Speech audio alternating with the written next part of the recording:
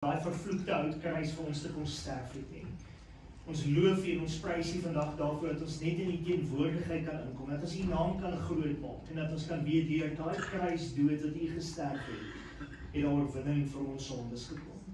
Dat ons vandag rein en opreg en opnuut voor U kan staan. Ons loof U daarvoor en ons kom bid en vra dat U ons sal seën in hierdie boodskap vanoggend in Jesus naam. Amen. Amen. Nou hierdie sou eintlik een preek op sy eie gewees het en toe gee Amanda vir my boek om te lees en toe word dit nou 'n reeks. Dis Amanda se skuld. Waar is Amanda? Ek het hy bo gesien. Haar bo is haar skuld. En sy gee vir my boek oor gebed en wanneer dit eintlik gaan oor wanneer God stil staan, wanneer jy 'n gebed bid maar jy hoor niks nie, jy kry nie antwoord nie en hoe dit jou lewe raak en hoe jy baie keer mismoedig word en sê ek wil nie meer bid nie want my gebede word nie beantwoord nie. Dis wat ons gaan kyk. Maar vandag gaan ek vir jou net eintlik 'n inleiding kom gee rondom hierdie reeks waarna ons gaan begin kyk. En toevallig gaan dit insluit by dit wat ons laasweek ook mee besig was. So net vir die wat nie laasweek hier was nie, ons het laasweek vir mekaar gesê dat ons moet werk tot eer van God. Ek en jy weet dat daar baie negativiteit rondom die werksplekke ingebring is en dat daar eintlik 'n vloek op die werksplek is, maar dat ek en jy nog steeds alles wat ons doen, nie doen vir myself nie doen vir 'n salaris nie, maar eintlik doen tot eer van sy naam. En as ons nou daarvan af beweeg, dan besef ons eintlik dat daar ander denkwyse in ons harte moet wees rondom die werk, rondom waar ons gaan, rondom dit wat ons doen. Dat ek en jy eintlik op 'n plek kan kom om te kan sê, maar ek wil God behaag, ek wil sy lig laat straal, ek wil vir hom vreugde en blydskap en oorwinning kom bring in die werksplek. En dan moet ons eintlik na hom toe gaan en kan sê, Here, waarom of wat is die doel dat U my geplaas het, waar U my geplaas het? Sodat ek vir U verskil kan maak. So dit was laasweek gewees, maar vandag gaan ons bietjie verder gaan kyk en ons gaan kyk na Efesiërs hoofstuk 6. En as jy nou hierdie gedeelte begin kyk, dan maak hy eintlik 'n beklemtoning vanaf vers 1 tot en met vers 10, wat eintlik vir jou en my op vers 9 kom hamer om te kom sê dat ek en jy moet leef en doen wat ons doen tot eer van God. So kom ons kyk net gou vinnig hierna. Kinders, julle moet julle ouers gehoorsaam wees en die Here, want dit is reg.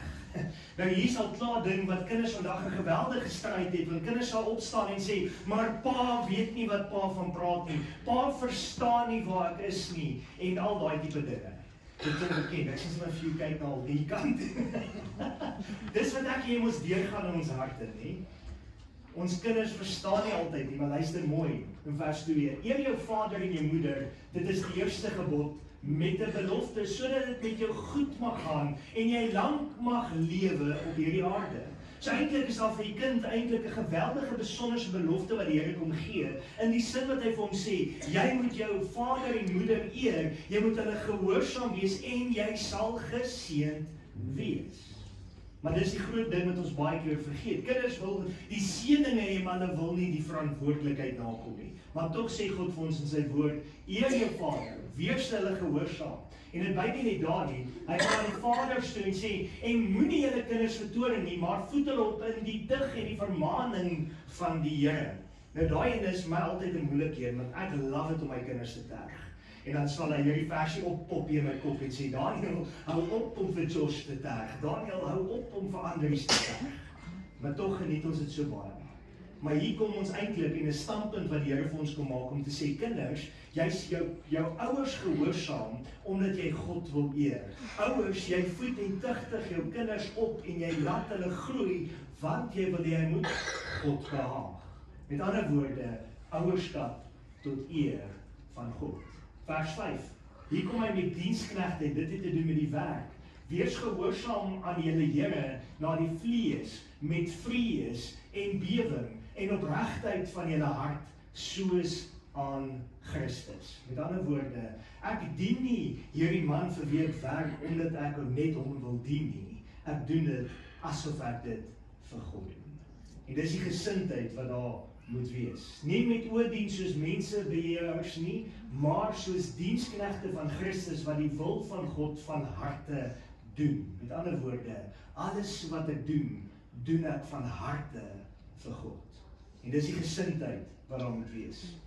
Vers 7, en met God of goedwilligheid die Here dien en nie mense nie. Omdat julle weet dat elkeen vir die goeie wat hy doen, loon van die Here sal ontvang, of hy 'n slaaf is of 'n vryman. En die Here doen dieselfde teenoor hulle en laat staan die dreigemente, omdat julle weet dat julle ook julle eie Here in die hemele is en by hom geen aanneming van die persoon is nie. Met ander woorde, ek doen nie wat ek doen om deur mense gesien te word nie. Ek is nie wie ek is om deur mense aanvaar te word nie. Ek doen wat ek doen. Ek werk vir werk. Ek leer my kinders wat ek moet. Hoekom? Want ek wil God behaag.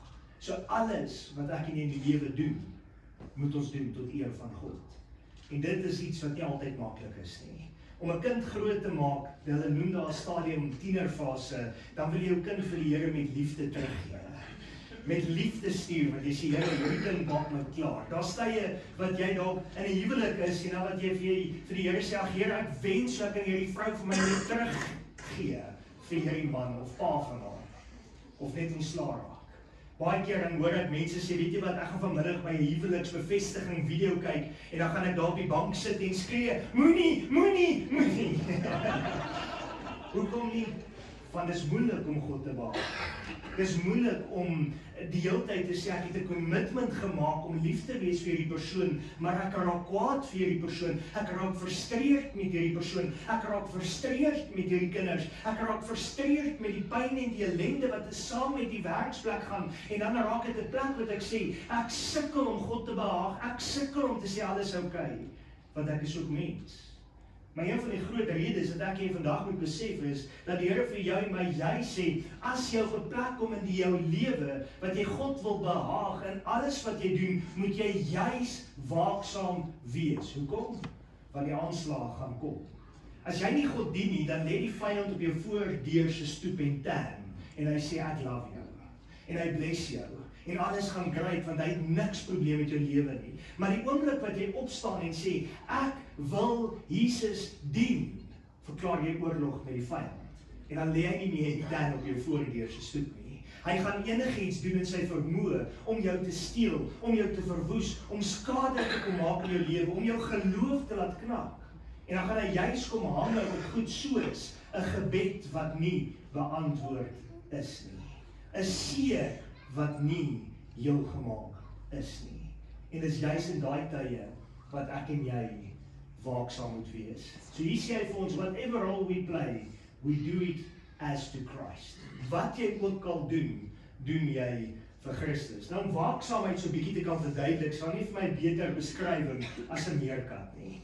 Het jy al gesien dat 'n meerkat altyd so regop staan en kyk wat is besig om te gebeur? Eintlik is hy besig om te kyk, is daar gevaar? Is dit veilig vir hom om uit te gaan? As dit veilig is, dan sak hy en hy hardloop dan, toep, staan hy weer regop met daai koppie van hom. En ek en jy moet daai selfde gesindheid hê in hierdie lewe. Ek en jy moet waaksaam wees. Ek en jy moet uitkyk om te sien, wat lê voor die deur? Wat gebeur om ons? Wat gaan aan? Is dit veilig om na die Here toe te gaan? Is dit veilig om hom te dien? Is dit veilig om hom te volg? Is dit veilig om te kan vertrou in hierdie omstandighede wat ek en jy vandag gaan sit?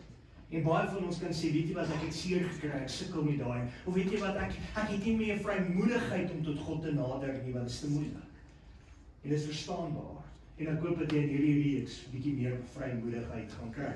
Maar die rede vir waaksaamheid is Johannes 10:10. Die dief kom net om te steel, te slag en te verwoes. Maar Jesus sê, ek het gekom sodat jy oorvloed kan hê. Nou as jy daarna gaan kyk, dan besef jy eintlik daai 3 dinge wat daar uitstaan. Satan is daarop uit om van jou te kom steel. Hy is daarop uit om jou te kom slag en hy is daarop uit om jou te verwoes. Die Bybel sê selfs hy loop rond soos 'n brullende leeu om te kyk wie hy kan verslind. Hy kruip weg agter elke bos en kyk wie is die volgende een wat hy kan tart, wat hy kan treiter, wat hy kan verwoes, wie hy kan skade kom maak. En dit is presies wat hy gaan doen om jou en my te kom verwoes. Baie keer deur omstandighede, baie keer deur stories, baie keer deur pyn. En ek en jy kan baie keer in daai tye uitroep en bid en sê, Here, ek kom bid en vra vir 'n wonderwerk en dit gebeur nie. En dan sukkel jy om te kan glo. Nou om vir jou 'n praktiese ding te kan verduidelik, ek het 'n buurman oorkant die straat wat lyk my doof is, want hy hoor nooit sy hond blaf nie. En sy hond kan in die middel van die aand begin blaf. Hou hy hele aand lank aan. Nou ek het hom al gebel Ek het hom al ge-WhatsApp, ek het hom al gekontak op die straatgroepe, en guess what? Geen reaksie nie. Toe dink Daniel een aand, maar nou gaan ek begin bid. En ek lê daar in diep gebed, en ek sal frustreerd, want ek kry geen slaap nie, en as ek wakker word in die aand, slaap ek in elk geval nie weer nie. En ek begin bid hierdie aand, en ek begin stoei, en ek begin worstel met hierdie hond, en ek bid later en sê, ag Here, asseblief, stuur net 'n straal, 'n weerligstraal, en slag hierdie hond mors dood. En guess what? It never happened. Nou is my geloof nie sterk genoeg nie? Nee. Is dit volgens die wil van God reg wat ek gebid het? Seker nie. Jy moet nou nie so hard sê nee vir my nie. So, maar dit gebeur, dis die stryd wat ons in is, en daar's mense wat dalk 'n babatjie gekry het, en hierdie babatjie het kloep, en hierdie babatjie huil verskriklik, en jy bid en smeek net vir die Here, asseblief, maak hierdie kind stil dat ek net 'n uur kan slaap. And it didn't happen. Of jy dalk gebid en vir die Here gesê, Here, hierdie kind het seer gekry, hierdie kind het verbrand, of soos dit ons nou gebid het, vir daai seentjie wat geskiet was, en op die einde van die dag oorlede is. En ons harte kan breek voor die Here en sê, Here, but why? Hoekom antwoord U nie? Hoekom kry ek nie hierdie bevredenheid in my hart en oorwinning in my hart nie? Hoekom word nie beantwoord nie? Ek het al baie keer by sterfbeddens gaan staan en vir mense gaan bid, en dan wonder ek baie keer wat om te gaan bid, want die mense wil jy moet bid vir gesondheid, maar jy weet in jou hart jy moet bid dat die Here daai persoon eintlik maar kom haal. Wat bid jy? En wat word beantwoord? Want ek het al daar gestaan dat die dokter sê, daar's geen hoop nie, en wat 'n persoon se lewe gered word, en hy het al daar gestaan en gebid, en vir die Here gesê, Here, asseblief, ons vra dat U hierdie man kom haal, en dan kom haal die Here hom nie, en dan word dit 'n lydingsproses. Ek het al gebid en gevra, Here, kom haal asseblief hierdie man, dan hoor jy die volgende oggend 6:00, hy is oorlede. Daar's gebede wat beantwoord word, en daar's gebede wat nie beantwoord word nie. Jy het ook al gebid en vir die Here gesê, Here, ek wil my R1 in die bank hê, en dit het happen. En dit knak jou geloof. En dit maak jou op 'n plek waar die vyand jou kwesbaar vind. En omdat jy kwesbaar is, en nie waaksaam is nie, gaan hy by jou kom steel jou geloof. Hy gaan by jou kom steel jou vrede, hy gaan by jou kom steel, en hy gaan kom verwoesting saai. En dit gemaak het ek en jy op 'n plek kom, wat ons kan sê, dit help nie ek bid nie, dit help nie ek gaan na God toe nie, dit help nie ek probeer in 'n verhouding met God staan nie, want ek kry geen antwoord nie. En jou geloof knak net so. Wat maak jy in daai tye? Hoe gaan jy vorentoe? Hoe staan jy op? En dis kom die Here vir ons gesê in Efesiërs 6 vers 10, kom hy en hy kom sê vir ons eintlik 'n baie waarde, en hy begin hier met jou en my te praat oor geestelike oorlogvoering. Hy sê eintlik, my broeders, word kragtig in die Here en in die krag van sy sterkte. Nou as jy hierdie woordjie krag van die Here, of die kragtigheid van die Here vat, dan is dit eintlik dinamoeskrag. Met ander woorde, dieselfde krag wat Jesus uit die dood uit opgewek het, dieselfde krag wat Jesus vir Lazarus geroep het en gesê het, staan op, daai selfde krag is tot jou en my beskikking. Maar ek en jy moet glo. En hoe glo ons as jy seer gekry het? Hoe glo ons as jy twyfel? Hoe glo ons as dit moeilik raak? In vers 11 sê hy vir ons, trek die volle wapenrusting van God aan, sodat jy staande kan bly teen die liste van die duiwel. Met ander woorde, daar is 'n duiwel, die woord bevestig het, en hy gaan jou aanval. So groot wat jy is, so sterk wat jy is, so wonderlik soos wat jou geloof is, so weerstaanbaar wat jy dink jy is, gaan hy jou in versoekings bring. Hy gaan jou aanval. Gaan jy staande bly. Efesiërs 6 vers 12 tot 15. Want ons worstelstryd is nie teen vlees en bloed nie, maar teen die owerhede, teen die magte, teen die wêreldheersers van die duisternis van hierdie eeu, teen die bose geeste in die lig. Nou baie mense sal vir my sê, weet jy wat, daar bestaan nie so iets soos 'n bose gees nie. Weet jy wat daar bestaan? Verseker demoniese magte. Daar bestaan verseker hierdie goed wat jou gaan tuister, hierdie goed wat jou gaan aanvra. Dis 'n realiteit, dis 'n werklikheid in jou en my lewe. Jy gaan aangeval word. Maar terselfdertyd wat die Here vir ons sê, wees waaksaam, staan in die krag en die autoriteit van God, kom sê vir jou by hoe om dit te doen. En ons dink altyd, ag, maar dis 'n sondagsskoolstorie. Dis baie meer as 'n sondagsskoolstorie. Daarom neem die volle wapenrusting van God op, sodat jy weerstand kan bied in die dag van onheil, en nadat jy alles volbring het, wat? Staande kan bly. Hierdie is 'n belofte wat God gee. Hierdie is autoriteit wat God gee om vir jou en my te kom sê, ek en jy kan vas staan in die Here. Nou eintlik as jy na dit gaan kyk, is dit letterlik die beeld van 'n skram wat voor jou plaasvind. Jy wat talks aantrek, jy wat gereed maak om vas te staan en sê, bring it on, ek gaan vas staan in God. Seer bereid in die paadjie te stap. Vers 14 sê dan, staan dan vas, julle lendene met die waarheid omgord, met die borswapen van geregtigheid aan. Hoekom die borswapen van geregtigheid? Want dit beskerm jou hart.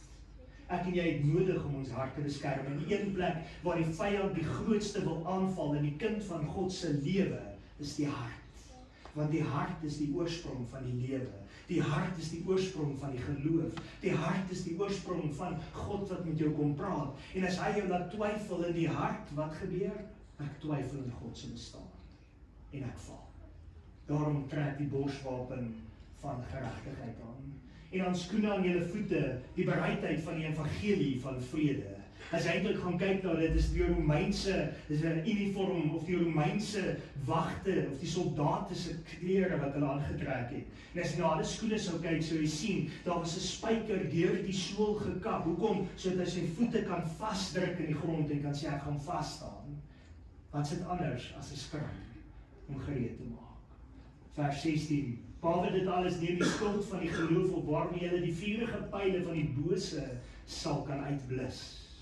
Het jy geweet dat die vyand die staan met 'n pylenboog en hy gaan die hele tyd op jou goed afskiet en vir jou sê, die Here gaan nie vir jou voorsien nie. Die Here gaan nie vir jou deurdra nie. Jy gaan nie hierdie ding oorwin in jou lewe nie. Jy is swak, jy is net 'n mens, jy gaan dit nooit kan oorwin nie. Ag kom nou, jy's net 'n mens man. Dink jy nou regtig God gee hom vir jou? En weet jy wat? Jy kan daai skild van die geloof uithaal en die oomblik wat jy hom gaan vashou en gaan in geloof staan, is dit wanneer jy die vyand se vurige pyle afkeer en in oorwinning kan staan voor God. En wat jy kan uitblus en kan sê, ek staan in die autoriteit van God. Ek is meer, of tot alles in staat deur Christus wat my die krag gee. Ek is meer as 'n oorwinnaar deur Jesus Christus. Dit kom alles terug na jou denke, na jou geloof. Praat van die denke, dan sê hy, en neem aan die helm van verlossing, wat die woord van en neem aan die helm van verlossing en die swaard van die Gees, dit is die woord van God. Nou hier is dit baie interessant. Die helm beskerm jou denke. Hoekom?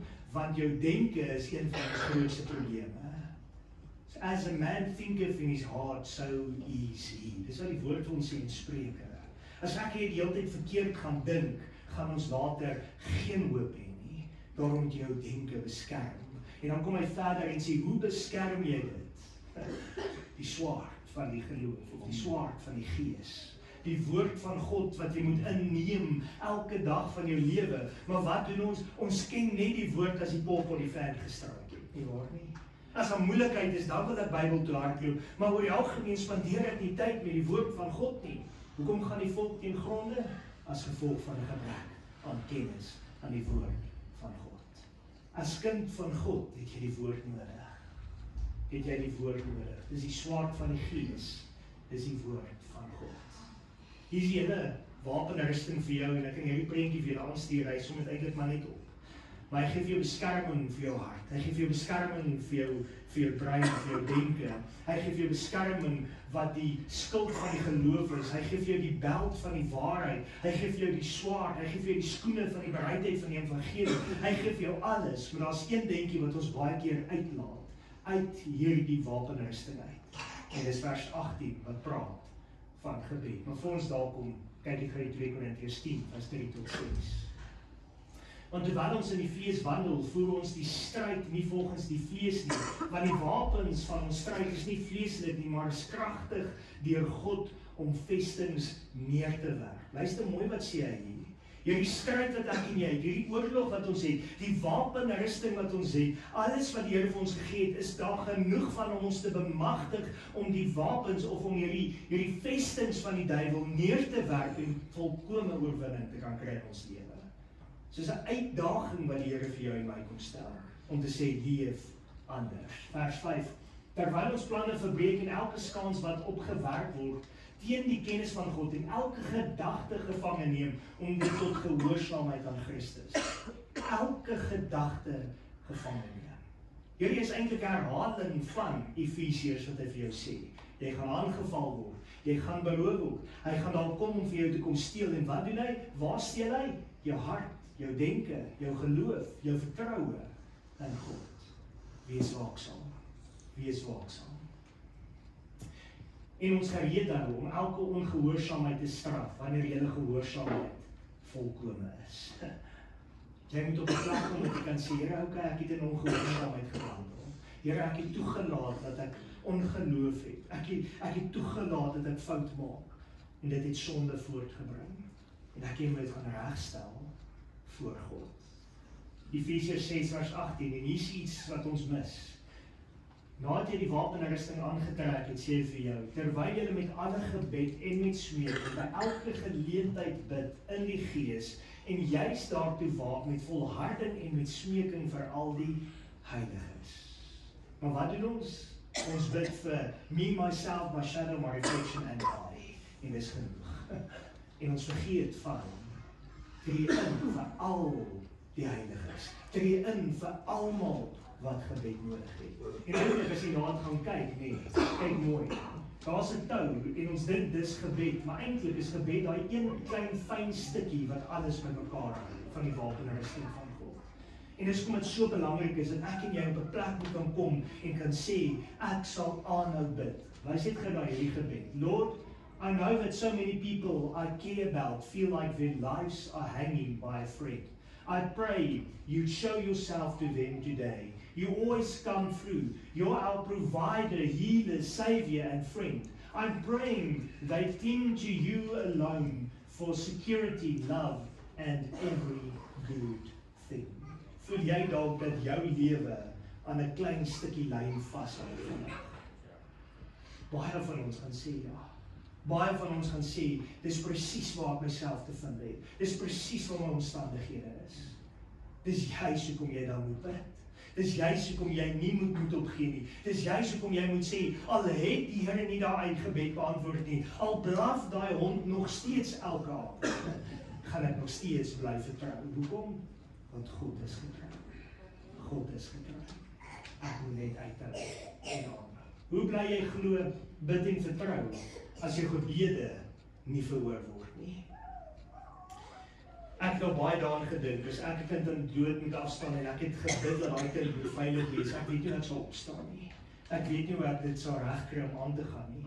Maar daar's ander mense wat deur dit is, wat die Here gehelp het om op te staan, en daai mense is daar om jou ook te kan help om op te staan. Ons dink altyd, dis net ek wat deur aan omstandighede gaan. Baie het deur aan omstandighede gegaan. En die Here het juis mense voor ons uitgestuur met al daai pyn, met al daai seer, nie om ons plat te slaan nie, nie om ons te verwoes nie, om ons op te rig en op te help, sodat ons 'n verskil in ander se lewens kan maak. Ons het mekaar nodig om staande te bly. Ons het mekaar nodig om vas te staan. Dis hoekom hy hier sê in vers 18, vir al die heiliges bid, met volharding en smeeking. Aanhou bid. Aanhou stoei, aanhou veg, aanhou proef. Dis 'n groot stryd. Dawid het so gevoel, Psalm 22 vers 3, my God, ek roep bedags, maar hy antwoord nie, en snags, en ek kan nie swyg nie. In ander woorde, hier's Dawid. Dis die man na God se hart. Dis 'n man wat uitstaan as 'n profeet, as 'n priester, as 'n leier, as 'n koning, en hy het so gevoel. As hy so gevoel het, gaan ek en jy ook so voel. Kyk gou hierna, Habakuk het so gevoel. Habakuk 1 vers 2. Hoe lank, o Here, roep ek om hulp, maar u hoor nie. Skree ek tot u geweld, maar u help nie. Nog 'n voorbeeld. Hier sien wat jou gaan skok. Jesus het dit ervaar. die seun van God. Kyk hier, Matteus 26 vers 39. En hy het 'n bietjie verder gegaan en op sy aangesig geval en gebid en gesê, my Vader, as dit moontlik is, laat hierdie beker by my verbygaan. Nogtans nie soos ek wil nie, maar soos U wil. Hy het gesmeek by God en gesê, hierdie beker is te groot om te dra. Ek kan dit nie dra nie. Dit is te groot vir my. Maar God het nog steeds toegelaat om oor sy pad te kom. En as ek daarna gaan kyk, hier's net 3 voorbeelde dat ek nou doen. Daar's eintlik baie van mense in die woord wat gebid het, wat gesmeek het, wat geroep het, wat uitgeskree het vir hulp. En nie die antwoord gekry het soos wat hulle gehoop het nie. Nie die antwoord gekry het soos wat hulle gedink het dit gaan gebeur nie. Nie die antwoord gekry het in die tyd wat hulle gevra het dit moet gebeur nie. Kyk, as ek bid, dan wil ek dit moet nou gebeur. En dan sê die Here vir my, Daniel, dis reg, maar wag 'n bietjie. Ek is nie goed met daai wag 'n bietjie nie. I want you to help. En dis juist dan wat die Here sê, nee, is reg. Maar wag, vertrou op my, glo op my. En baie keer in die stilte van die stryd is die Here besig om te werk en besig om meer dinge in ons lewe te doen as wat ek en jy ooit kan besef. Ek moet vandag besef dat die Here het 'n plan en het 'n doel met alles, al verstaan ons dit nie. Kom ons kyk verder. Craig Rochelle, 'n Amerikaanse predikant, baie groot gemeente, Life Church, hy roep ook uit en sê hy, why didn't God answer my prayer? Ever wonder why? Dis nie net ek nie, dis nie net jy nie, dis wêreldwyd, dis denominasieswyd, dit gaan nie net oor 'n kerk nie, dit gaan nie net oor een persoon of een aspek nie, daar's so baie wat al geroep het en gesê, Here, hoekom antwoord U nie? Here, waar is U? Jesus het aan die kruis gesê, my God, waarom het U my verlaat? Voel jy dalk verlate? Kan dit? Wees waaksaam, want die duiwel wil kom om te steel, te slag en te verwoes. Hy gaan kom om van jou skade te kom saai. En dis waar ek julle los vandag. Julle kan dink, "Sjoe, Daniel, jy het nou nog niks gepraat eintlik nie." Maar ek wil jou uitdaag om te sê, hou vas aan die Here. Luister net hierna. En hierdie is so ter begin van volgende week. Amanda is huis bladsy 22, hoor. Hy sê, verwelkom die stilte. Eers is daar gebed. En waar daar gebed is daar dalk wonderwerke. Maar waar daar nie wonderwerke is nie, is daar vrae. En waar daar vrae is daar dalk stilte. Het jy ooit gedink daaraan? Daar's soms stilte voor God jou antwoord. Maar stilte kan dalk meer wees as afwesigheid. Stilte kan wees teenwoordigheid, onhoorbaar. Stilte kan wees, stilte kan niks anders wees as iets om te ondersoek, uit te daag, te beskuldig of te verwelkom nie. En dit is gebed. En waar daar gebed is daar dalk tog ook wonderwerke. So keep on praying. Hou aan met gebed. Moenie toelaat dat die vyand jou so kom steel dat jy sê, hy gaan selfs my geloof, my gebed steel dat ek nie kan vertrou nie. Ek en jy het nodig om te volhard in gebed. Ek ken 'n man wat vir 40 jaar lank vir sy broer gebid het voordat hy tot bekering gekom het. 40 jaar lank, dag na dag, altyd, elke dag, aangehou bid het. En God het vir hom voorsien. God het vir hom deurgedra. God het vir hom kom help. En God het vir hom die antwoord kom gee. Moenie moed verloor nie. Partykeer is hy nader aan ons in daai stilte as wat ons ooit besef het. En ek gaan vir jou 'n bietjie wys deur hierdie boek en deur hierdie reeks wanneer God stil is en hoe om te verstaan en deur te dring in hierdie stilte en dat jy kan volhard in gebed. Ek wil jy moet luister net na hierdie lied. Dis 'n lied wat Phil Wickham sing van This Battle Belongs. En ek wil eintlik jy gaan om Afrikaans luister, maar ek wil jy moet net luister en besef dat hierdie oorlog wat ons in is, dis eintlik van die Here af. En eintlik moet ek en jy vas staan in die Here en vas staan in ons geloof. En as ons daai kan regkry, dan kan ons oorwinning behaal, selfs in hierdie moeilike tye. Luister net na hierdie woorde.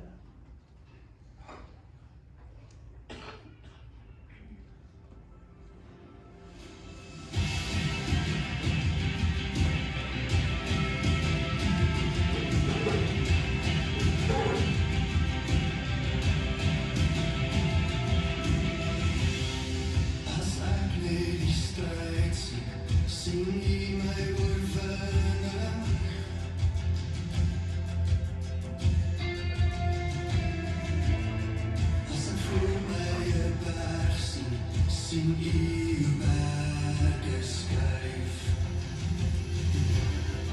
As ek loop deur die duister, troos u my met liefde.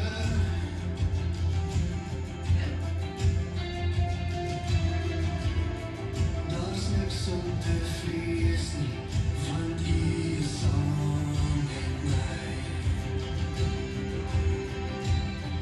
Soos ek wegvat, ek op my knieë, met my hande omhoog, Heer, u word op my woord aan u, en elke vrees lê ek voor u neer.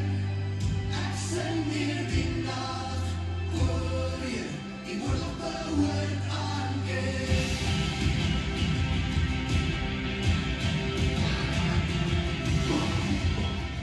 En as u vir my is, wie staan dan teen my?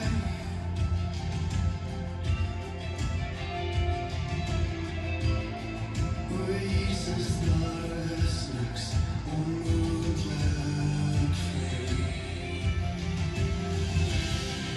En as ek die slag sien, sien u die skoonheid.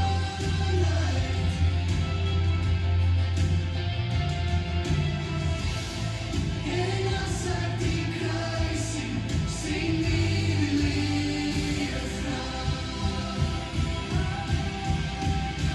Soos ek wegvat, ek op my knieë, met my hande omhoog, en Heer, u word op my woord aan u, en elke vrees lê ek voor u neer. Ek sing weer die nag, en Heer, u word op my woord aan u. Magtige Vest, u gaan voor ons uit. Niks kan staan teen die krag van onze God. U skyn in die duister, oorwin elke stryd. Niks kan staan teen die krag van onze God. Almagtige Vest, u gaan voor ons uit. Niks kan staan teen die krag van onze God. U skyn in die duister, oorwin elke stryd. Niks kan staan teen die krag van onze God. Almagtige Vest, u gaan voor ons uit. Niks kan staan teen die krag van onze God. U skyn in die duister, oorwin elke stryd. Niks kan staan teen die krag van onze God. Soos ek wegvat, ek op my knieë, met my hande omhoog, Heer, u word op my woord aan u, elke vrees lê ek voor u neer. Ek sing weer die nag, Heer, u word op my woord aan u. Heer, u word op my woord aan u.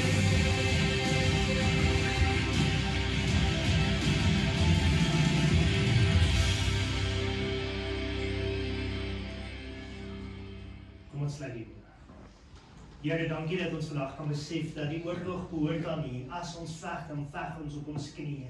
En Here, ons weet dis gebed. En daar's niks anders van gebed. En Here, dankie dat ons kan weet dat U krag is so groot en U werk vestings neer en U kan vir Satan oorwin en ons hoef nie vasgevang te wees in die leuns en die negativiteit wat hy so saai en spreek in ons harte nie. Ons raak so vinnig mismoedig, ons raak so vinnig negatief, ons raak so vinnig seer as gevolg van dinge. Maar dankie dat ons na U toe kan kom en kan weet dat ons is meer as oorwinnaar in Christus Jesus. En daarom kom bid ek en vra Here dat U ons by die hand sal vat, dat U ons sal oprig, dat U ons sal sterk maak soos die woord sê, want U gryp ons aan die regterhand. U wat vir ons sê, wees nie bevrees nie, ek help jou. Dankie dat ons kan weet dat U in die woord ook sê, Here, dat U het ons nie 'n gees van vreesagtigheid gegee, maar van krag en van liefde en van selfbeheersing. Dankie dat ons daar kan staan op die woord, staan op die autoriteit. En ek kom bid en vra, Here, dat U ons sal kom oprig. U weet wat is die battles wat ons vat. U weet die bekommernisse in ons hart. U weet hoeveel mense is vreesbevange oor werk en wat lê voor vir die ekonomie en wat gaan aan in Newcastle en vereniging en van 'n boupark rondom Middaal en soveel ander besighede, Here. Ons kan alles net in U hand kom plaas. En ons kan op U kom vertrou en ons weet dat U het 'n plan, U het 'n doel en U sal oorwinning kom gee, deure kom oopmaak en U sal bonatuurlike wyse vir ons elkeen voorsien.